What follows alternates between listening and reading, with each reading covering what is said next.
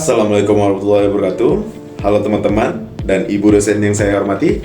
Perkenalkan, nama saya Evan April Putra Effendi dengan NIM 23101058. Saya dari Prodi Administrasi Publik. Pada kesempatan kali ini, saya akan membahas materi mengenai perencanaan program pemberdayaan masyarakat. Materi ini sangat penting karena keberhasilan suatu program pemberdayaan masyarakat tidak hanya ditentukan oleh pelaksanaan saja, tetapi juga oleh proses perencanaannya.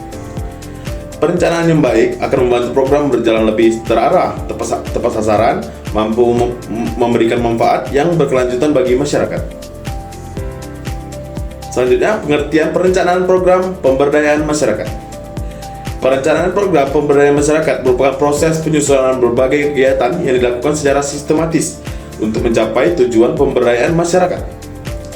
Dalam materi dijelaskan bahwa pembangunan dan pemberdayaan masyarakat yang efektif bukan terjadi secara kebetulan atau melalui percobaan semata, melainkan melalui perencanaan yang baik. Oleh karena itu, sebelum suatu program dilaksanakan, perlu dilakukan identifikasi masalah, penentuan tujuan, penyusunan strategi, serta penyiapan sumber daya yang dibutuhkan. Dengan adanya perencanaan yang matang, program yang dijalankan dapat lebih sesuai dengan kebutuhan masyarakat dan memiliki peluang keberhasilan yang lebih besar. Selanjutnya yaitu pentingnya perencanaan dalam pemberdayaan masyarakat. Perencanaan memiliki peran yang sangat penting dalam pemberdayaan masyarakat. Pertama, yaitu perencanaan membantu menentukan arah dan tujuan kegiatan yang akan dilakukan. Yang kedua, perencanaan dapat mengurangi resiko kegagalan karena setiap langkah telah dipertimbangkan sebelumnya. Yang ketiga, yaitu perencanaan membantu penggunaan sumber daya secara lebih efektif dan efisien, baik sumber daya manusia, waktu, maupun anggaran. Selain itu, perencanaan juga menjadi pedoman bagi semua pihak yang terlibat sehingga pelaksanaan program dapat berjalan secara terkoordinasi. Selanjutnya kita masuk ke prinsip-prinsip perencanaan program pemberdayaan masyarakat. Dalam penyusunan program pemberdayaan masyarakat terdapat beberapa prinsip yaitu perlu diperhatikan. Yang pertama, berorientasi pada kebutuhan masyarakat. Program yang dicanangkan harus berdasarkan masalah dan kebutuhan nyata yang dihadapi masyarakat. Artinya, program tidak boleh dibuat hanya berdasarkan keinginan pihak luar, tetapi harus berasal dari kondisi dan kebutuhan masyarakat itu sendiri.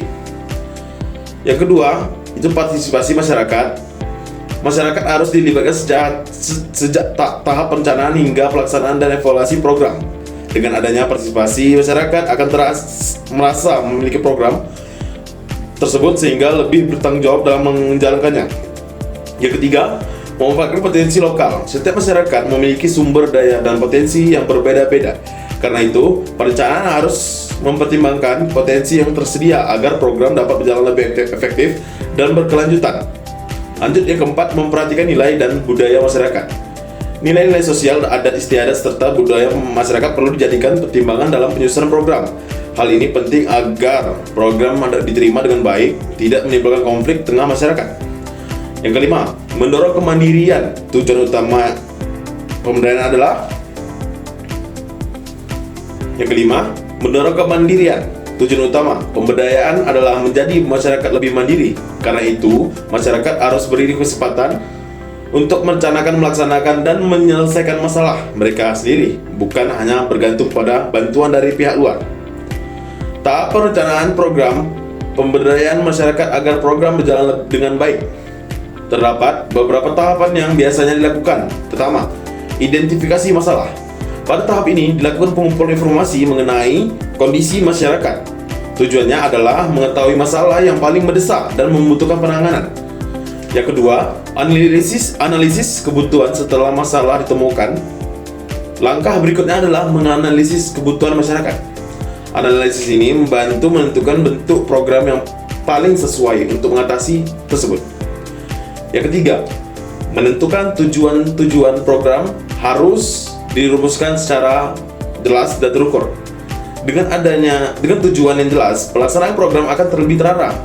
Yang keempat, menyusun rencana kegiatan. Pada tahap ini tentukan berbagai kegiatan yang dilakukan, jadwal pelaksanaan, pihak yang terlibat, serta sumber yang dibutuhkan. Yang kelima, pelaksanaan program Program yang telah direncanakan kemudian dijalankan sesuai dengan rencana yang telah disusun. Yang keenam, monitoring dan evaluasi. Monitoring dilakukan untuk memastikan program berjalan sesuai rencana, sedangkan evaluasi bertujuan menilai keberhasilan program dan mengetahui hal-hal yang perlu diperbaiki di masa mendatang. Contoh penerapan di masyarakat. Sebagai contoh, suatu desa memiliki masalah tingginya angka pengangguran pemuda. Setelah dilakukan identifikasi dan analisis kebutuhan, diketahui bahwa banyak pemuda memiliki minat berwirausaha, tetapi kurangnya memiliki keterampilan dan modal berdasarkan kondisi tersebut.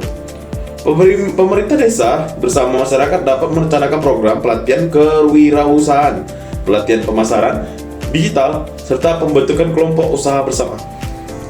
Karena program disusun berdasarkan kebutuhan masyarakat dan melibatkan masyarakat secara langsung, maka peluang keberhasilan akan lebih besar. Selanjutnya kita masuk tantangan dalam perencanaan program. Walaupun perencanaan sangat penting, dalam praktiknya terdapat berbagai tantangan. Beberapa di antaranya adalah kurangnya partisipasi masyarakat, keterbatasan anggaran, kurangnya data yang akurat, serta perbedaan kepentingan antar kelompok masyarakat. Oleh karena itu, diperlukan komunikasi yang baik, kerjasama antar pihak, dan keterbukaan dalam proses perencanaan agar berbagai hambatan tersebut dapat diatasi. Kita masuk dalam kesimpulannya. Dalam materi ini, sebagai penutup, dapat disimpulkan bahwa perencanaan program pemberdayaan masyarakat merupakan langkah awal yang sangat menentukan keberhasilan suatu program. Perencanaan yang baik harus berorientasi pada kebutuhan masyarakat, melibatkan partisipasi masyarakat, memanfaatkan potensi lokal, menghargai nilai budaya, dan mendorong kemandirian masyarakat. Melalui perencanaan yang matang, program yang pemberdayaan masyarakat dapat memberikan manfaat yang lebih besar, berkelanjutan, dan mampu meningkatkan kesejahteraan masyarakat secara nyata. Sekian pemaparan yang dapat saya sampaikan. Terima kasih atas perhatian teman-teman dan Ibu dosen. Saya akhiri. Wassalamualaikum warahmatullahi wabarakatuh.